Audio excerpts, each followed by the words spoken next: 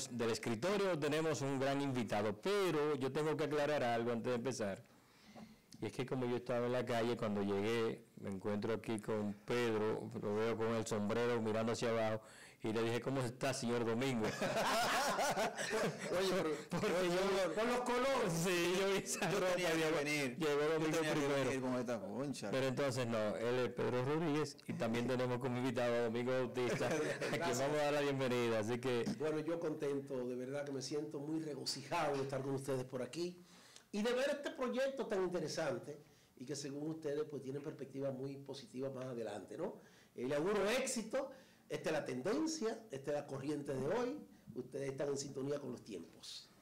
Y en excelente Domingo, qué bueno, un amigo, yo me siento de verdad privilegiado de estar a unos metros, a un metro de ti, y qué bueno que tú estás aquí. Domingo, ya sabemos, nosotros no podemos hablar ni de televisión, ni de arte, sobre todo de esa de música, que es parte de la historia de nuestro país, sin mencionar a Domingo. Cierto. Pero ¿cuál fue ese chispazo de inspiración?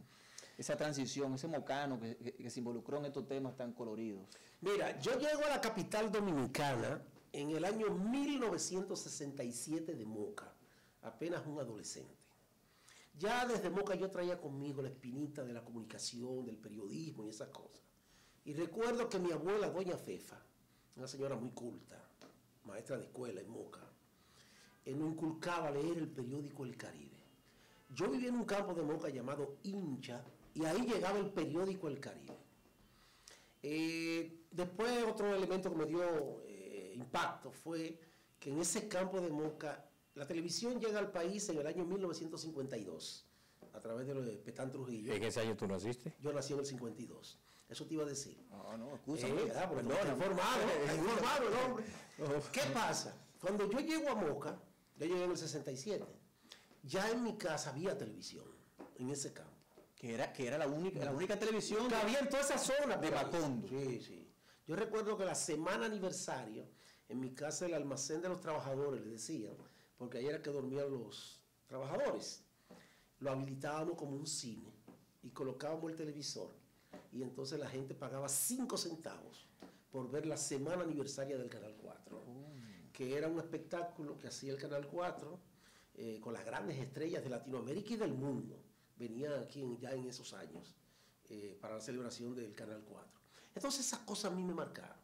Cuando llego aquí a la capital en el 67, arranco para la televisión dominicana y hago una solicitud que me dieran lo que se llamaba en esa época de que una minuta.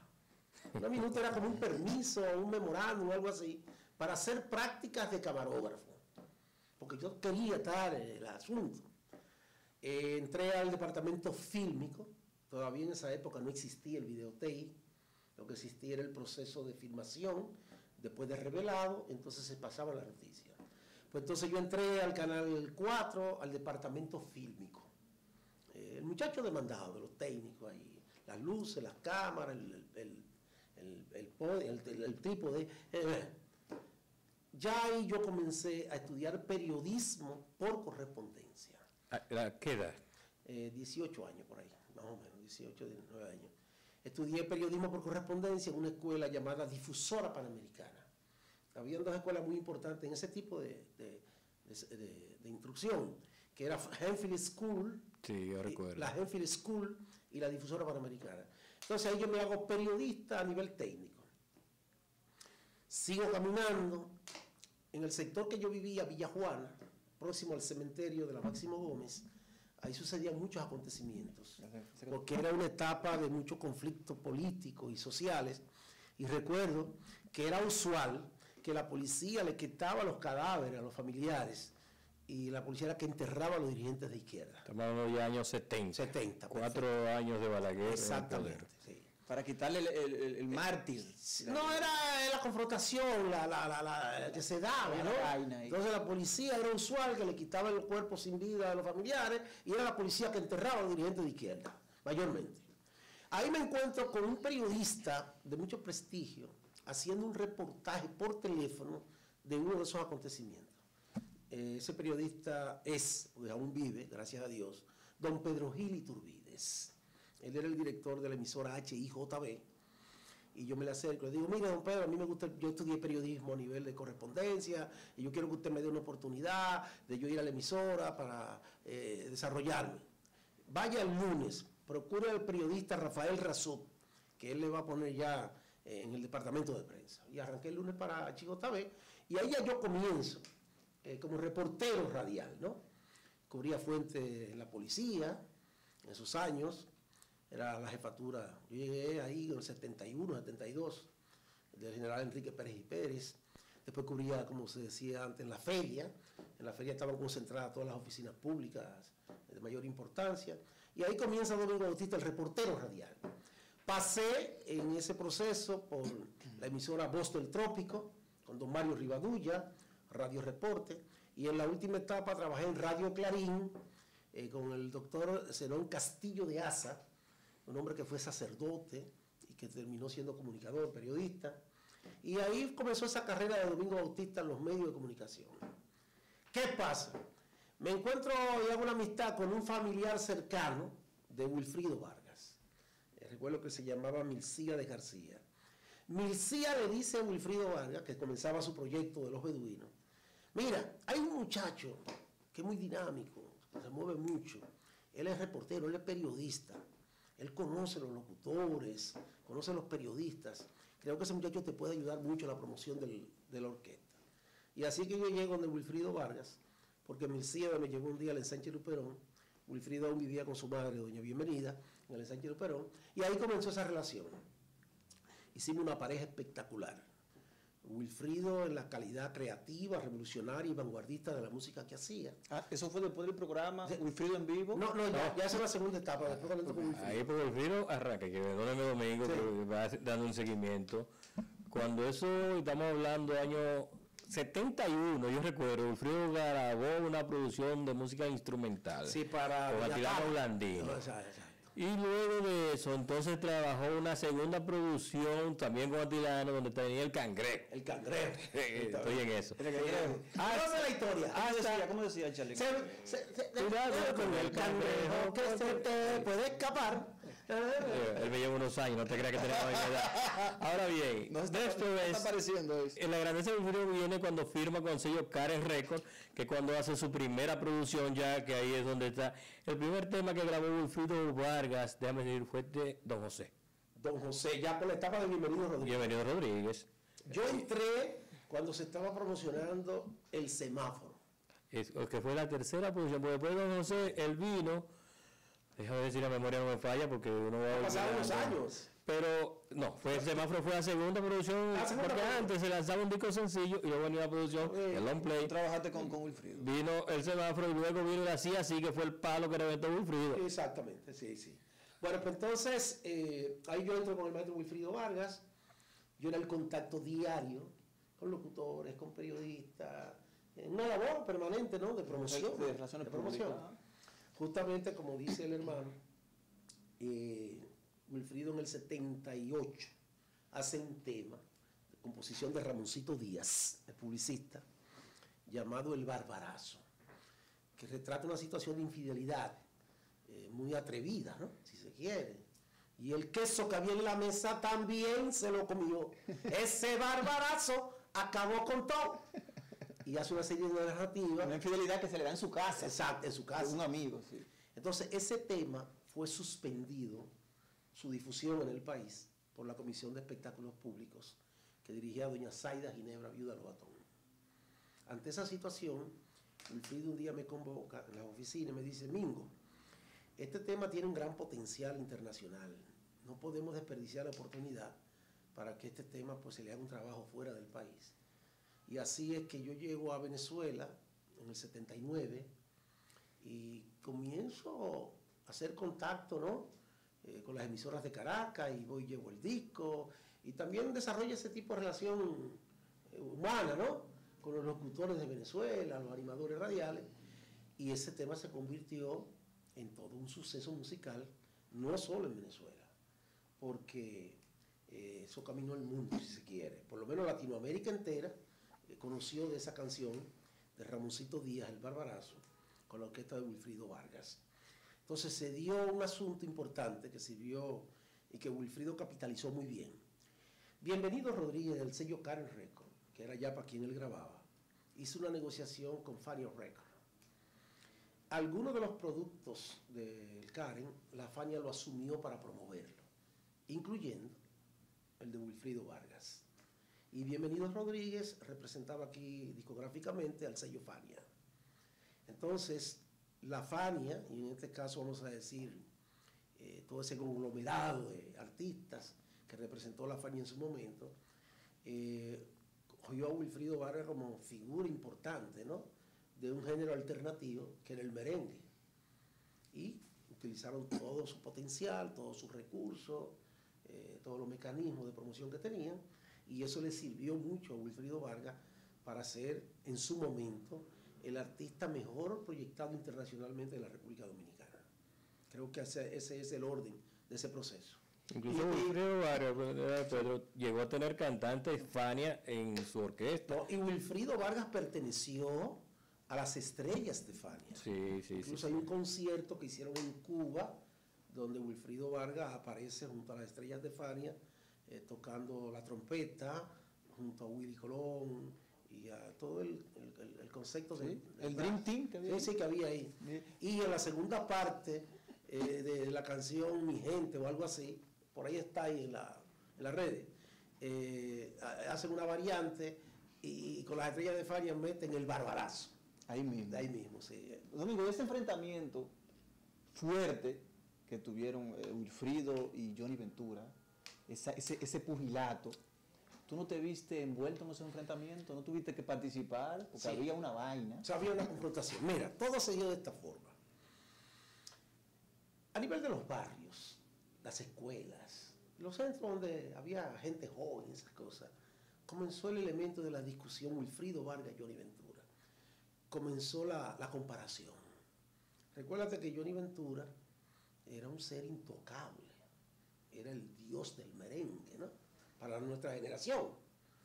Entonces aparecer un músico que de una u otra forma le confrontara o que propusiera colocar a la gente y medir hasta ciertos sectores, una gente lo veían de esa forma, una falta de respeto. Eso fue cogiendo cuerpo. Yo digo que el país se dividió entre Johnny Venturistas y Wilfridistas, incluyendo las Fuerzas Armadas, porque también tú sentías que en ese tipo de sector social, ese ambiente espeso, había la discusión, que si Johnny, que Wilfrido, que Johnny, que Wilfrido. Eso comenzó a nivel del pueblo, pero ya en un momento dado, tanto Johnny como Wilfrido diseñan equipos de trabajo para la confrontación. En el caso de Wilfrido Vargas, ahí estábamos nosotros, quizás la parte más relaciones públicas, más humana de la confrontación, pero por ejemplo ahí estuvo en el equipo de trabajo, ¿no?, el licenciado José Rafael La Antigua, que fue ministro de Cultura. Con Wilfrido. Con Wilfrido Vargas, sí. En una segunda etapa, cuando la situación Johnny Ventura, Wilfrido fue muy contestataria, se integró Willy Rodríguez, lamentablemente fallecido recientemente, que era director de la Z101. Willy José Andrés Pena Manso, un periodista español que vivía aquí, que le llamaban el Johnny Aves de la farándula, porque era muy maquiavélico, formó parte de ese equipo. Por el equipo de Johnny Ventura estaban don William Napoleón Liriano, que era su gerente general, estuvo el señor Sergio Jiménez, que también manejó en algún momento la figura de Johnny Ventura. Estaba Luis C. Capelán, el Chovi, también estuvo Huicho Pichardo en el equipo. Entonces, cada uno de esos equipos diseñaba estrategias. El Chovi murió, ¿verdad? ¿Quién? El Chovi murió. El Chovi no está vivo, está vivo. El Huicho sí. Entonces, cada uno de esos equipos diseñaba estrategias, planificaba cosas. Para joder a los... Cada uno. Sí. ¿Cómo? Para joder a los, habla claro, sí. Por ejemplo, yo te voy a dar un ejemplo. José Pena Manso Jr., el español, para mí fue el primer periodista o comunicador que hizo un programa con el concepto de interactivo que tuvo la radio dominicana. Para mí fue él. Lo hizo en Radio Universal cuando estaba ahí en el Hotel Jaragua, en la estructura vieja, y creo que era del Chino Pichardo la emisora, si mal no recuerdo, en esa época. Franco Macorizano. Sí. Entonces, Penamanso tenía un programa de radio interactivo y él tenía lo que él llamaba unas quintas columnas. Tipos que respondían a sus estrategias, a sus cosas, y él los colocaba, llamaba a la emisora como simples oyentes. Sí, ¿no? pero son Pero son tipos que estaban exacto. confabulados. Confabulados, exacto.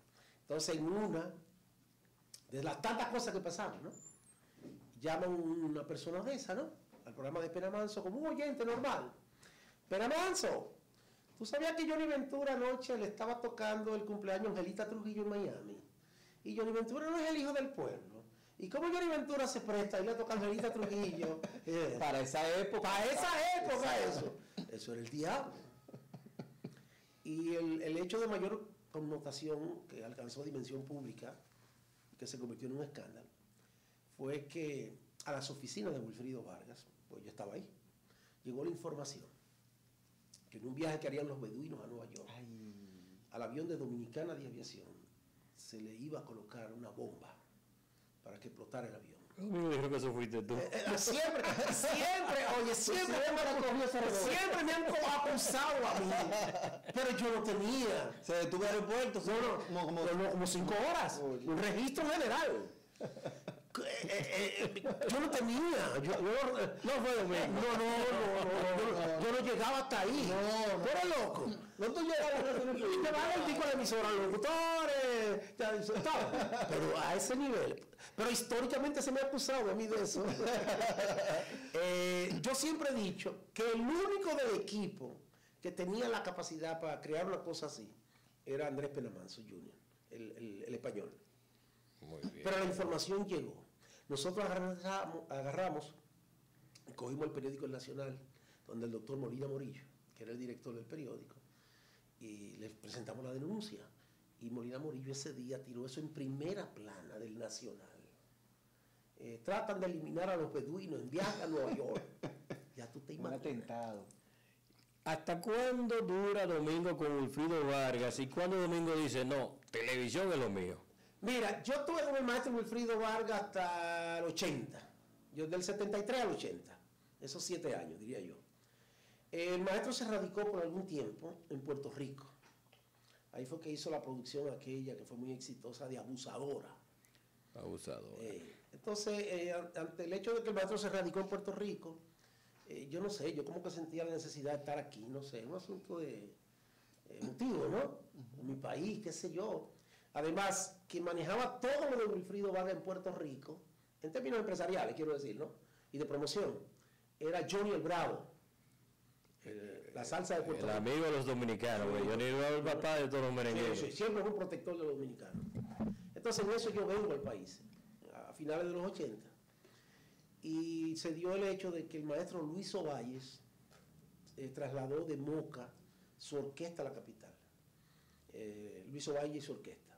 Entonces ahí yo me sumo al equipo del maestro Luis Ovalles, como también parte del equipo de promoción, ¿no? Hicimos un trabajo muy interesante. Ahí salieron éxitos como La Fosforera, Se hunde el barco, Se fue la luz, El vagabundo, todos esos temas que fueron muy exitosos en esos años 80. Yo permanecí con Luis Ovalles unos 4 o 5 años también en la promoción, hasta que creó una relación de amistad con Sommer Carbucia, porque la orquesta de Luis Ovalles se presentaba en fiestas de Teleantillas y Sommer era del equipo de producción, él y Aquiles Durán, de fiesta de Teleantillas. Entonces yo conozco a Sommer en esa relación y creamos una amistad, ¿no? Teleantilla, que era un bombazo. Un bombazo, sí. Penamanso tuvo mucho que ver con la construcción, con la idea de Teleantilla. Bueno, logró tanto Penamanso que se casó con una hija de don Germán Emilio Ornes. Su esposa actual, según tengo entendido, reside en España, es la hija de don Germán Emilio Ornes, hermana de Antonio Ornes, periodista también muy connotado. Pues entonces, al yo conocer a Sommer Carbucia ahí en Teleantillas, yendo yo con la orquesta de Luis Ovalles, Sommer me dice, mira, yo tengo un proyecto por delante, yo voy a dirigir un canal en términos de producción, de programación, y si tú tienes la vocación y la disposición, vamos a darle como calor a eso. Justamente, el señor Jacinto Peinado, don Guaró Aliranzo y la Universidad Central del Este adquirieron el Canal 13, llamado en esa época TV13 La Gran Sensación. Y ahí yo entro ya... Que mucha gente piensa que tú comenzaste en TV13. Yo comencé. Pero no fue en Teleantilla. No, Telecentro. Telecentro. O sea, que era tu primera oportunidad televisiva. Sí, profesionalmente hablando, sí. Domingo. Yo había hecho algo de televisión con Wilfrido Vargas también. Pero te digo, en vivo. En vivo. Sí, porque era un juego corto. No, pero corto, sí. En la lucha de Johnny Ventura y Wilfrido tenía su programa, Johnny Ventura tenía el de él. Exacto, correcto. Sí, era una guerra. Era una guerra, profesor, una batalla campal. Sí. Que le sirvió mucho a la televisión. No, y al espectáculo. Porque esa confrontación Johnny Wilfrido mantuvo en una efervescencia permanente. Y no hubo canciones como ahora, de tiradera. Ahí se tiraron. Sí. Wilfrido tiene una canción que se llama Lo mismo que tú. ¿Cómo dice? Lo mismo que tú me haces. Que también lo grabó Ismael Miranda en Puerto Rico. Él la grabó, Ismael Miranda, perfectamente. Con una letra diferente. Y ahí hay una de Johnny que dice, así quiero, el negro se está cansando. La guerra. El jaleo. Pues tú estás... El jaleo, sí. Pero Domingo, el que venga atrás, que arre, que llegaron los caballos. No es que yo cante como un gallo, a Vicente Pacheco. Domingo, eso que pasó con tu participación en ese merengue, cuando pasa la televisión, porque la televisión era conservadora, casi fúnebre. Sí, doctoral. Sí, doctoral, sombría. Y tú llegas, no me he llegado a los colores todavía, pero tú llegas con esa voz alta, tú eres muy respetuoso, alzando la voz. En televisión. ¿Tuvo que ver la música con eso? ¿O qué influyó? Mira, que yo siempre he analizado ya, porque la televisión era blanco y negro hasta que tú llegaste. Sí. Al transcurrir de los años, uno va analizando cosas. Yo de forma inconsciente, porque no lo hice conscientemente, yo le subo el tono a la televisión, que eso era una insolencia hacerlo. Había que bajarla. Porque el estereotipo y los patrones que teníamos decían que la televisión había que tener una actitud sobria, doctoral. Y yo llego con esta bulla, con este escándalo, entonces eso creó una situación de cuestionamiento permanente. Yo digo que por mi condición de promotor artístico, mantuve una vinculación muy cercana con los animadores radiales de la época. Entiéndase, ese movimiento que encabezaron, entre otros, Willy Rodríguez, Rubén Camilo, Nelson Brudis, Miguel Ángel Herrera, Francis Moya, Enrique Fernández y otros tantos más. Yo de forma inconsciente, al tener un contacto con ellos muy a día en la labor de la promoción, cuando llegué a la televisión, le subí el tono, porque estaba influenciado por ellos. Y eso fue uno de los elementos que despertó mayor cuestionamiento de que Domingo Bautista llegara a la televisión a vocear, a brincar, y con unos colores muchas veces muy estrambóticos, que también fueron muy criticados. Sin embargo, yo entiendo que si no llego con eso, yo no pasaba. Porque teníamos el estereotipo de don Jackie Núñez del Rico, poeta, intelectual, un hombre muy culto, rey de la talentoso. Palabra. Entonces, don Jackie decía, por ejemplo, se expresan las palabras, pero nunca las ideas. Él decía, yo improviso las palabras, pero nunca las ideas. Y Domingo Bautista decía, ¿hay o no hay? ¿Está o no está? Se mueve por delante. Todo el discurso que realmente Domingo es el ¿cómo es que te dicen, te acusan de que fue quien introdujo la chercha en los medios? Puede ser. Y un eco, el micrófono, una vaina. Sí. Sí, porque es que todo era muy psicorrígido. Una pregunta, no, tú hablas de subirle el tono a la televisión. Me llama la atención algo. Precisamente hablábamos de Wilfrido y yo quisiera dejar de hablar tanto de farándula para entrar en otra onda, en otra dimensión. Pero una de las cosas que hizo Wilfrido Vargas fue coger y cantar en el merengue, subirle el tono. Apareció ese Vicente Pacheco con un tono allá arriba. Sandy Reyes. Sandy que sustituye cuando Vicente sale, llega Sandy, que incluso luego trabajaron juntos en la orquesta, que hubo otra tiradera. Yo no sé si tú recuerdas una tiradera de a la gente cibaeña. Ya, el pleito del cibaeño y el capitalino. Sí, o sea, hubo tiradera entre ellos mismos. Pero el subir del tono, como que le gustó a la gente, y es la nueva herramienta del merengue, es que el tono era una necesidad, porque tú le subes el tono a la televisión y también tiene Sí, eso. mira, recuérdate, veníamos de la dictadura de Trujillo, que de por sí una dictadura siempre crea un elemento psicológico, físico, social, de timidez, una represión mental. Entonces, cuando pasa a la dictadura, que entramos en este proceso de la democracia, pues como que todo comienza a subirse en el tono. Sí, teníamos el concepto de esas bandas. Acuérdate que lo que teníamos eran las big band, esas grandes bandas, con muchos elementos sonoros hasta de jazz. Y tú oyes al compadre Pedro Juan de Don Luis Alberti, y tú le sientes a ese compadre una solemnidad, una majestuosidad. Se llamaban todas así, Big Band. El maestro cogió y le dio para allá eso. Billos, ferretas. Hay una discusión que en su momento fue una discusión histórica. Wilfrido hizo una alteración de las letras y la melodía, porque eso ahora no, ya eso, pero en esa época cambiarle la letra y la melodía a un merengue, eso era un sacrilegio. Y Wilfrido lo hizo con el merengue San Antonio. Wilfrido presentó una versión de San Antonio, que San Antonio es que cualquier dominicano, pero bien dominicano, puede cambiarles la letra. Mira, eso es un escándalo. Mira, eso fue un escándalo. Todavía lo ando buscando, Es que tenía cosas tan modernas que yo no me lo imagino con cosas conservadoras. Bueno, uno de mis merengues favoritos es Jardinero. No, pero eso es bellísimo. Eso es bellísimo. Ese muchacho Jorge Gómez y la dirección, la producción de eso. Incluso esa la entrada de Eddie Herrera es moderno, eso es del siglo XXI. Eso lo hizo, como dicen, el rapeo que hay ahí. Sí. Es una creación de Superfan. El locutor, el DJ. Pero Domingo, hay una inquietud que yo siempre he tenido con algunos, y tú eres uno de ellos. Vemos a Domingo una cherta de televisión. Sin embargo, al Domingo que no es ese de televisión, siempre se le ha visto como un hombre sosegado, tranquilo, en la casa, serio. Son dos Domingos completamente distintos. El personaje es una cosa. Sí.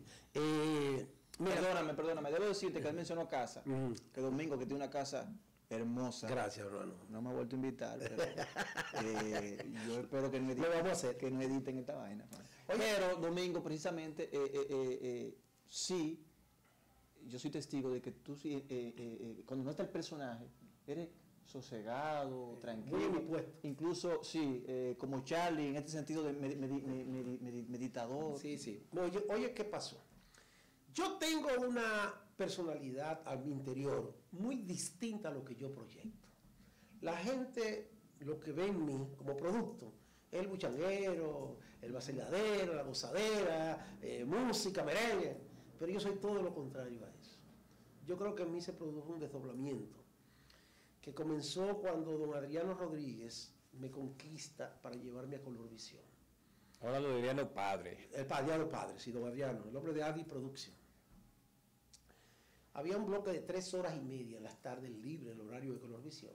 Y don Adriano Rodríguez me conquista para que yo asuma esos horarios, ante la expectativa que yo desperté en el Canal 13. Lo del bloque, sí. Ahí se creó Super Tarde y Super Revista. Inicialmente don Adriano quería hacer solo la Super Tarde. Es decir, hacer un programa de 3 horas y media diarias con el concepto de la Super Tarde. Yo entendí que era muy esforzado, muy sacrificado, y le propuse a Adriano Rodríguez: mira, don Adriano, vamos a dividir eso en 2 conceptos. El concepto bullanguero, alegre, locutores, animadores, videoclips, orquesta, y vamos a hacer algo ya un poco más sosegado, que en este caso fue la Super Revista de Colorvisión. Que a mi entender, yo siento que en las entrevistas, una opinión particular, yo siento que Domingo es mejor, sin quitarle el crédito, pero yo siento que las entrevistas, siento que tú profundizas bastante bien en ese sentido. Sí. No sé si es porque tu forma de ser... No, porque yo soy, acuérdate que intrínsecamente yo vengo del periodismo, quieras o no. Yo viví muy de cerca todos esos acontecimientos de los años 70, en unos casos como parte de esa situación como reportero radial y otra como espectador. Entonces uno tiene el conocimiento, ha vivido de todos estos procesos que se han dado. Entonces yo le dije a don Adriano, vamos a dividir el bloque en dos partes. Vamos a decir, la parte de lo que era de chercha, pero la parte seria. Y así fue que dividimos el bloque en la super tarde y la super revista. En la super revista desfilaban, como invitados, por supuesto, ¿no?, las grandes figuras de la política social dominicana, comenzando por figuras de la dimensión del doctor Peña Gómez, del licenciado Jacobo Magluta, del presidente Leonel Fernández, del doctor Vincho Castillo, del ingeniero Ramón Pérez Martínez.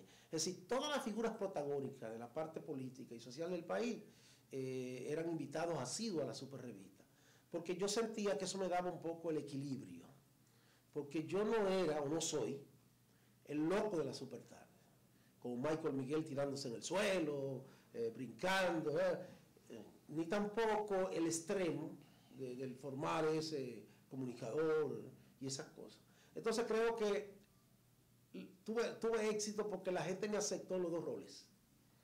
Los dos roles. Y tenía la preparación. Y la gente, sí, y porque ahora vemos que hay muchos talentos, animadores del ruido, pero no precisamente tan preparados. Parece que era época, no sé, tenía este nivel de comunicadores tan preparados como tú y muchos otros más. Sí, porque ya uno venía con el background, como te decía, del ejercicio periodístico en años de línea dura.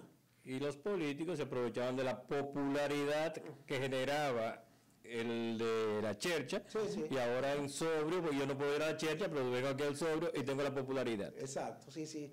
Lo importante fue que el público me aceptó en los dos roles, porque no era usual, o no había Sirvió eso en el tiempo, Domingo, porque la reinvención, tú has logrado desdoblarte, reinventarte, porque muchos se quedaron atrás. El merengue, que muchas personas piensan que entró en crisis, cuando entró en crisis el merengue, muchos de estos comunicadores que vivían del merengue, entiendo que llegaron a un eclipse. Sí. Pero en el caso tuyo, no. En el caso tuyo, ya tú habías tomado una línea que te permitió reencontrarte. Exactamente. De verdad que uno como profesional de esto, ya con una carrera de casi 40 años de carrera, yo llegué de manera profesional en el 86 a TV13. Y de ahí para acá hay mucho lo que se ha caminado, se han dado. Pero uno siente la satisfacción de que la gente pues te pondera, te valoriza, y que la historia está ahí, que nadie puede cambiarla. Domingo, tú mencionaste varios locutores de aquella época. De los 70. Yo recuerdo que quedaron, que ya estaban metidos un Felito Bren. ¡Ey, Felito Bren! JJ Hernández. ¡Ey, sí! Y me faltan Alexis Rubio. ¿Qué pasa? Se hablaba antes del cartel de la payola en la radio. ¿Y la televisión no se pagaba payola? No sé, yo no conocí esa etapa. En la época mía no, te lo confieso. Por lo menos en los programas que yo dirigí. O sea, alguien quería pasar un video en la superrevista, entraba. No, sí, honestamente. Al contrario, nosotros salíamos a buscar el material de los artistas para darle relevancia, darle proyección, colocarlo. Yo recuerdo que la mayoría de los temas éxitos de los años 90, de alguna forma fueron temas, como yo les decía en esa época, los temas oficiales de la supertarde, porque lo cogíamos y le dábamos, colocábamos el videoclip, lo utilizábamos, como se dice, de fondo. Bueno, de ahí nacieron éxitos como precisamente el de la New Japan, que me identifica mucho, ¿no? Te puedo hablar del tema, entre otros tantos, de Eddie Herrera, La Bailadora. Eso sonó en la supertarde como tú no te imaginas. El grupo Nietzsche, en fin, porque era una época romántica. Todavía no había entrado esa parte tan comercial como se ve hoy en día, que todo hoy en día casi lo mueve el dinero. Uno antes era como un fanático, un seguidor de todas esas corrientes musicales que se desarrollaron. Domingo, yo tengo, no sé, a mí me llegan tantas informaciones de todo el mundo y siempre como que tengo cosas en la cabeza que digo, ¿y por qué me te tiene que llegar? Pero sé que siempre has corrido a la política. Sí, le tengo temor. ¿Nunca te han ofrecido una candidatura? Sí, mira, en el momento ese explosivo, ¿no?, de la figura de Domingo Bautista, sí, el licenciado Jacobo Magluta, con quien mantuve siempre buenas relaciones, cordiales, y yo diría que de admiración recíproca. ser el político de mejor trato humano que ha existido, y la gente sabe cuál es mi posición, todo el mundo la sabe, pero nunca he conocido un político con mejor trato humano. Tremendo. que Jacobo Magluta. Jacobo Magluta, un caballero, un hombre humilde, llano, accesible. Y en algún momento, como decía, en ese momento, ¿no?, de estelaridad, el licenciado Jacobo Magluta me llamó y lo visité en su oficina ahí de la Bolívar para proponerme que asumiera una candidatura a diputado por el PRI. Lo consulté con amigos, me consulté yo mismo y con familiares, y el veredicto final de que no, que para eso se requiere un estirpe, un temperamento, una personalidad que yo no la tengo, ¿no? Yo tengo otro perfil. El político es lo que yo percibo, ¿no? Tiene que ser recio, firme, contundente, siempre dispuesto a devolverla, y yo no. Yo digo que yo me quedé en el combo show de Johnny Ventura y en los beduinos de Wilfrido Vargas. Si esa es tu visión de lo que debe ser un político, cuando tú ves al Torito, Sergio Vargas, un Manuel Jiménez, a los artistas en el Congreso, ¿qué piensas? ¿Que no están haciendo un buen trabajo? ¿O qué tú piensas? No, los tiempos han cambiado. Los tiempos han cambiado. Hoy hay una tendencia de apertura en todo, y la política no podía quedarse cerrada con esos códigos tradicionales y de tiempos pasados. Hay una realidad, esos artistas han desarrollado algún liderazgo, algún trabajo social que le ha permitido llegar a esos espacios. Recuérdate que venimos desde que yo conozca. Johnny Ventura fue alcalde de la ciudad de Santo Domingo. Corporán de los Santos fue alcalde de la ciudad de Santo Domingo. El maestro Joaquín Núñez del Rico fue candidato a senador del Distrito Nacional en algún momento por el Partido Reformista. Es decir, desde hace tiempo... Te falta el que escribió la canción que Wilfrido Vargas te dedicó a ti. Ah, Manuel Jiménez. Manuel Jiménez. ¿Has escuchado esa canción? Sí.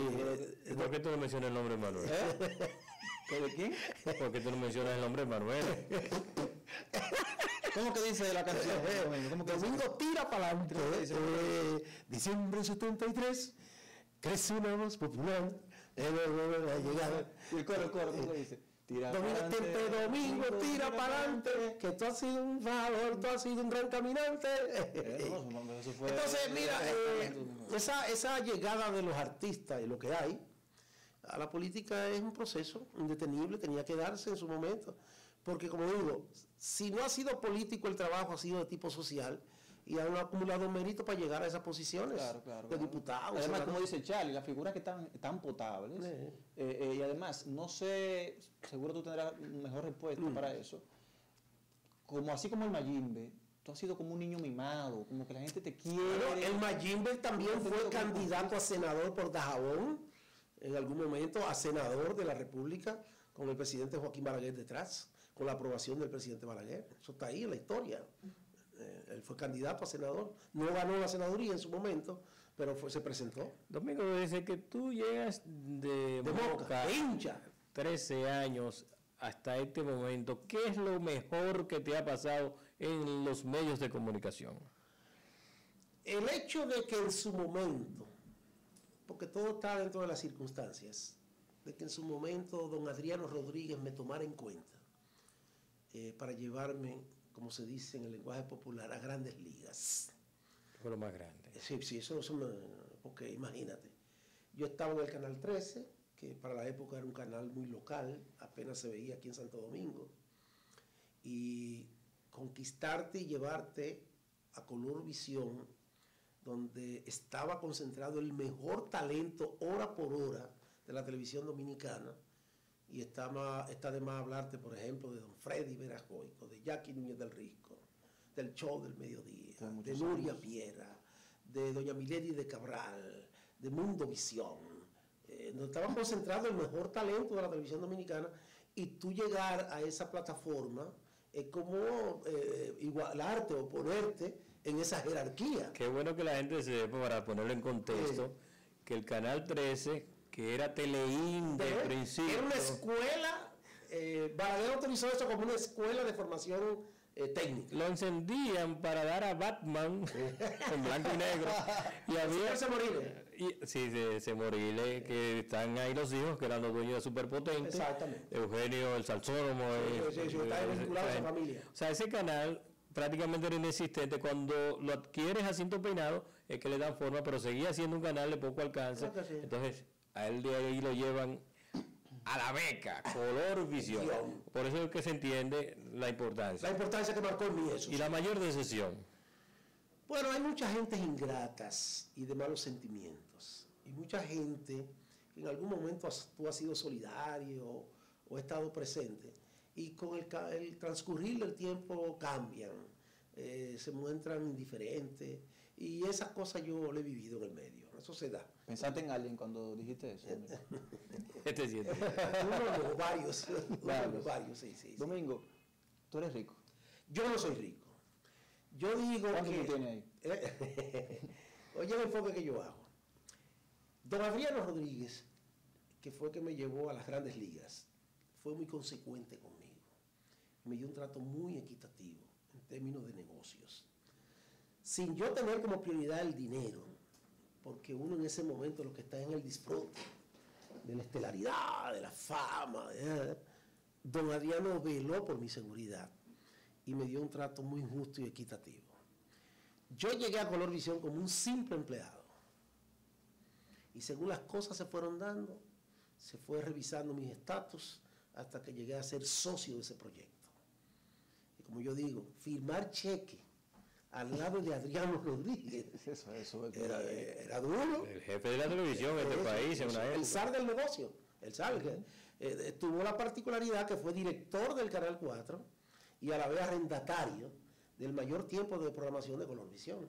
Imagínate quién, es decir, que tenía en sus manos los dos principales canales en un momento dado del país. Claro. Pero Adriano fue muy justo conmigo. Me trató con justicia y eso me permitió pues que yo garantice mi dignidad. Nada de riqueza ni fortuna.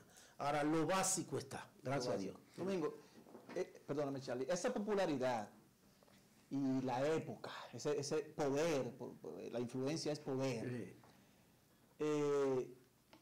Y la época del merengue, de esos merengues clásicos, droga, mujeres, vaina para aquí, para allá, trasnoche, furundanga. ¿No te viste influenciado tú en ese mundo? ¿No era inquieto para la época? No, yo siempre he sido conservador, de verdad. No quiere decir de que yo me condujera de forma perfecta, ¿no? Y que no tuviera mi desliz. Pero siempre dentro de un marco de moderación, de buen juicio y de no excesos. Porque siempre le he temido a los excesos en todo. Eso me permitió preservarme. Fueron muchas las tentaciones que te rodean. Pero si tú tienes la fortaleza o tienes la formación familiar o tienes la visión de futuro, tú tienes la capacidad de dominar algunos ímpetus y preservarte. Y conmigo pasó eso. Yo vi muchas cosas. Sin embargo, gracias a Dios, como dijo Reinaldo Pared Pérez, fue que lo dijo, pasé por el lodo, ¿no? Y no me lo dé. Y no me lo dé. Sí, exacto. Yo tengo dos preguntas que no se te olvide ninguna de las dos porque son mis últimas dos preguntas. La una de ellas, sabiendo un domingo chercha, un domingo que no es así. Si la gente te asocia a la chercha, posiblemente mañana cuando domingo no esté, lo recuerde como chercha. ¿No piensa Domingo hacer algo que la gente recuerde o vea al domingo distinto? Y planteo la siguiente pregunta relacionada con esa. ¿Piensa Domingo escribir sus memorias? Sí. Ya tengo la motivación de algunos amigos ligados a ese mundo literario y de la parte comercial de las obras de este tipo, para que yo comience a recrear o ir archivando etapas, momentos, situaciones, para darle ya un contexto general y hacer una obra con ello. Sí, ya acepten eso. Y creo que mucho lo que yo puedo dejar ahí como testimonio y como legado para que las nuevas generaciones pues se ahorren en el camino, ¿no? Muchos kilómetros al andar, entiendo yo. Porque yo he vivido mucho, he vivido todas las circunstancias, he estado arriba, he estado en el medio, he estado abajo. Entonces eso te da el aprendizaje, te da la enseñanza, te da el vivir, que te permite pues volcar todas esas vivencias y que quizás puedan ser preventivas para muchos jóvenes que comienzan ahora. Yo estoy en eso, ya se va a escribir algo de esa historia del Domingo Bautista que llega de Moca, de un campo a la capital, y 40 años después o 50 años después, de una u otra forma, nota notoriedad, trascendencia, se está trabajando en eso ya. Domingo, hablamos hace poco de que yo entendía que en la entrevista yo te siento más profundo, mejor, a mí me gusta más. El autista entrevistador. Sí, y hablamos de la preparación de estos comunicadores de la época, pero hablando ya de la época que nos toca vivir, quiero saber tu opinión sobre estos que encabezan la tendencia, en ese sentido. Estos vamos a llamarle muchachos que entrevistan urbanos. Los influencers. ¿Cuál opinión te merece, por ejemplo, Santiago Matías, Capricornio, el doctor Nasta? El Boli. ¿Qué opinión te merece? Porque hay un contraste natural entre ustedes, esa generación. Sí. Mira, cada generación tiene su modo de expresión y sus códigos. No me lo ayude. No tengo actitud de ayudarlo. De reconocer, mira. Porque tú hablas de Jackie. Sí, espérate, cuidado. Espérate. Esas son palabras mayores. Jackie Núñez, René del Risco, René Alfonso, Nobel Alfonso. Pero se dice que Alofoque es el sustituto de Freddy Veragorco. No. Son talentos y condiciones totalmente diferentes y escenarios diferentes. Cada quien hay que darle sus méritos. Ese joven lo tiene, vamos a estar claros. Él tuvo en un momento la visión de hacer cosas con la tecnología que muchos no tomaron en cuenta y hoy está disfrutando de haber sido vanguardista, que comenzó a darle trabajo y dedicación a ese tipo de comunicación. Y hoy es un triunfador y hay que aceptarlo. Además, los tiempos no demandan tanto para la trascendencia hoy en día. No se requiere de tanta intelectualidad, de tanta formación, de tanto talento, esas cosas. Las cosas han cambiado, hay que admitir esa realidad. Eso no quiere decir que tú no desconozcas que hubo una generación que nació al amparo de una rígida formación, de un talento demostrado, de una capacidad. Hoy las cosas son más viables. Hay todo este facilismo. ¿Te imaginas yo de que con una emisora? Aquí cualquiera ya tiene una emisora de radio en términos digitales, ¿no? Claro. Que no es el caso tuyo, Charlie, elijo cualquiera. No cabe de una apertura, quiero decir. Sí, ¿no? Claro, es natural. Aquí hoy cualquiera es colega de don Pepín Corripia. ¿Y colega de quién? De Domingo Bermúdez. De verdad, sí. Porque tiene un canal de YouTube y ya es colega de esa gente. Sí. Entonces, hay que medir las cosas en función de los tiempos y de las circunstancias. Bien. Esa generación, usted puede estar de acuerdo o no con ella, pero tiene un espacio ganado. Claro. Y tiene un sector que le sigue. Y no hablemos de la cuenta de ahorro. Bueno, sí, porque por demás ahora hay una tendencia de sacar beneficios económicos de todas esas cosas. Sí. Y de ahí vienen todos estos escándalos permanentemente. Yo le he cogido miedo a las redes. Porque cada vez que yo entro al Facebook o entro al Instagram, que hay un lío, un problema, o un muerto, entonces ya yo me agacho. Pero hay una juventud militante, activa, que le da seguimiento a eso. Claro. Y que lo consume. Domingo, voy a cerrar. Yo tengo un sueño, un capricho, y quiero pedírtelo. Sí. Yo quiero que tú hagas el intento de enseñarme brevemente ese pasito. El pasito de la New York. Lo voy a grabar, grábalo.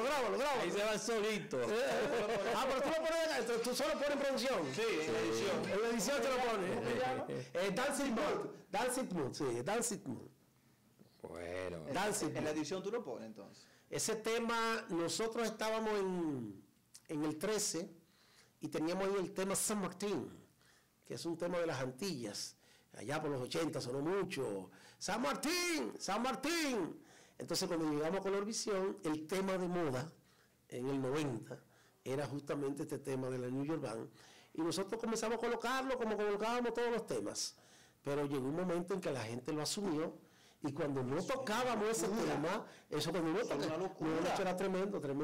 Eso me recuerda a Altamira Banda Show con todos hijos de Wilfrido Vargas, déjame decirte. Sí. Porque Cherito, hijo de Cheri Jiménez, fundador de los y Beatles. su papá Jesús Belén también viene del mismo mundo, pero Carlos Núñez. No, la otra, Altamira tenía ahí, que fue creación de Wilfrido Vargas, estaba Eduardo Ramos, estaba Giancarlo, era una antología. Mira, y creo que es importante esto en términos históricos. Claro.